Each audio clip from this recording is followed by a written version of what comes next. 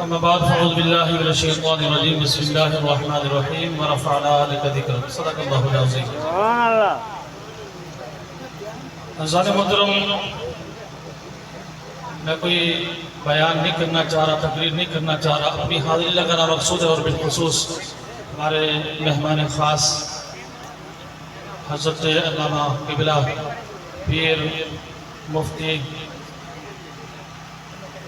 عبید اللہ لاہری مدد اللہ علی ہمارے درمیان تشریف لائے، اور غالباً شہر شادی لاج میں پہلی مرتبہ تشریف لائے ہیں۔ آپ کو تمام اہلیان شادی لاج کی طرف سے، رانا برادران کی طرف سے، کلوئی برادران کی طرف سے آپ کو دل کے عطا گرہیوں سے ہم خوش آمدید کہتے ہیں، اور تمام احباب کو ہم مبارکباد بھی پیش کرتے ہیں کہ حضرت قبلہ تشریف لائے، اور آپ سب یہاں الحمدللہ ماشاءاللہ بڑے جوش و جذبے کے ساتھ، محبت کے ساتھ، خلوص کے ساتھ تشریف لائے الحمدللہ۔ اللہ تعالیٰ آپ سب کی حاضری قبول فرمائے۔ سرکار دو عالم صلی اللہ علیہ وسلم کا ذکر خیر، میں تو یوں کہا کرتا ہوں کہ قرآن کی کوئی سی بھی آیت پڑھ لو سرکار کا ذکر ہو جاتا ہے، سبحان اللہ، کیونکہ یہ بابرکت کتاب اللہ تعالیٰ نے اپنے پیارے محبوب کو ہی عطا فرمائی ہے۔ یہ ذکر خیر بھی آپ صلی اللہ علیہ وسلم کا ہی ہے۔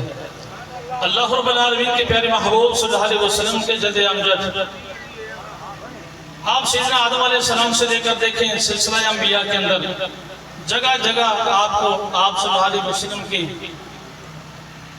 یوں سمجھو کہ انوار و تجلیات نظر آئیں گے۔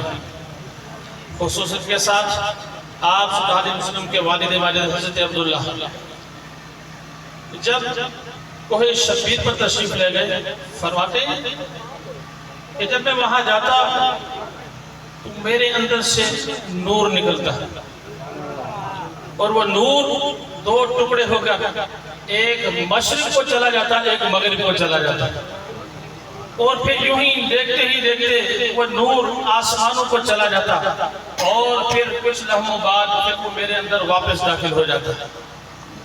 یہ ہمارے پیارے نبی جناب محمد رسول اللہ صلی اللہ علیہ وسلم کے والد ماجد حضرت عبداللہ رضی اللہ تعالیٰ عنہ، آپ کی شان اقدس کہ اللہ تعالیٰ نے آپ صلی اللہ علیہ وسلم کے صدقے آپ کے والد ماجد کو بھی اس نور سے جو ہے منور فرمایا تھا، اور یہ حقیقت اس طرف اشارہ کرتی ہے کہ اول ما خلق اللہ نوری، آپ صلی اللہ علیہ وسلم کو اللہ تعالیٰ نے نور سے تخلیق فرمایا، اور اس نور کی جھلک آپ انبیاء سابقین کے تذکرے پڑھتے چلے آئیں، جگہ جگہ آپ کو اس نور کی جھلک نظر آئے گی، کبھی کسی شکل میں کبھی کسی شکل میں، لیکن امام الانبیاء جناب محمد رسول اللہ صلی اللہ علیہ وسلم کی آپ جتنی بھی شان سنتے چلے آئے ہیں، سنتے چلے آئے ہیں، آج بھی سنیں گے، تا قیامت سنتے رہیں گے۔ ورفعنا لک ذکرک ورفعنا لک ذکرک، یہ قرآن گواہی دے رہا ہے۔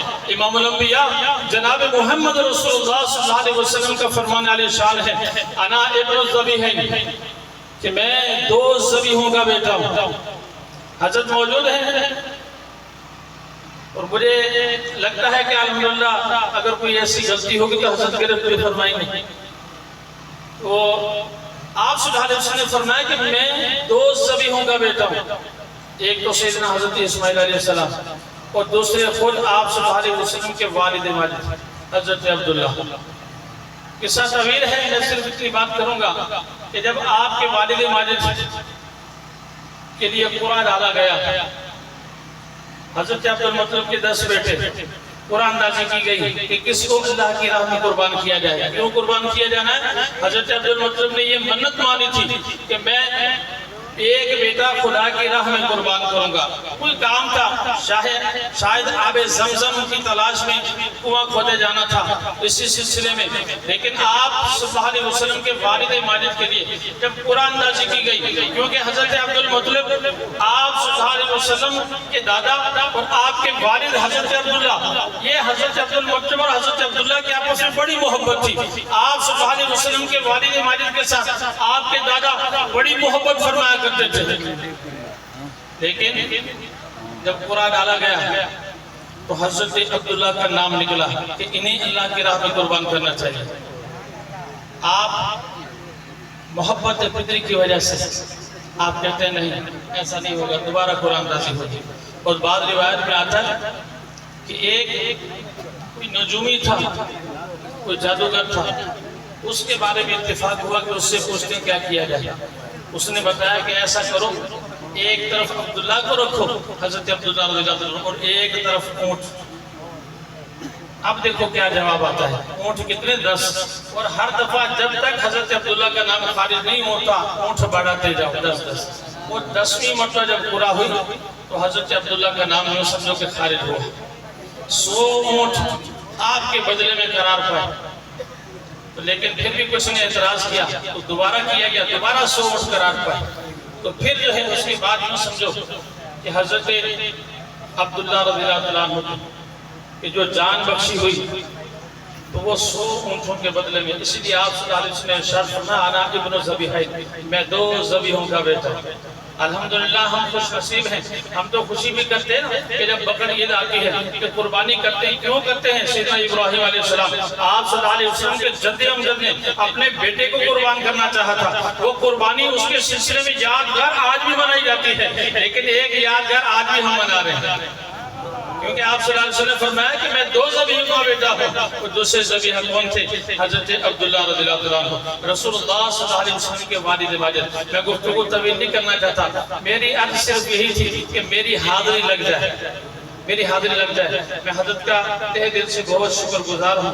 الحمدللہ آپ تشریف لائیں، شہر شادی راج کے اندر پہلی مرتبہ تشریف لائیں۔ یہاں رانا برادران اور قلوئی برادران جو ہے بھائی محمد حسن اور رانا محمد الیاس اور دیگر برادران، ان تمام کی طرف سے بھی اور ہم سب کی طرف سے آپ کو دل کی گہرائیوں سے ہم خوش آمدید کہتے ہیں۔ آپ ہماری اس عاجزی کو، انکساری کو، التماس کو، عرضی کو اپنی بارگاہ میں قبول فرمائیں۔ جزاک اللہ خیر۔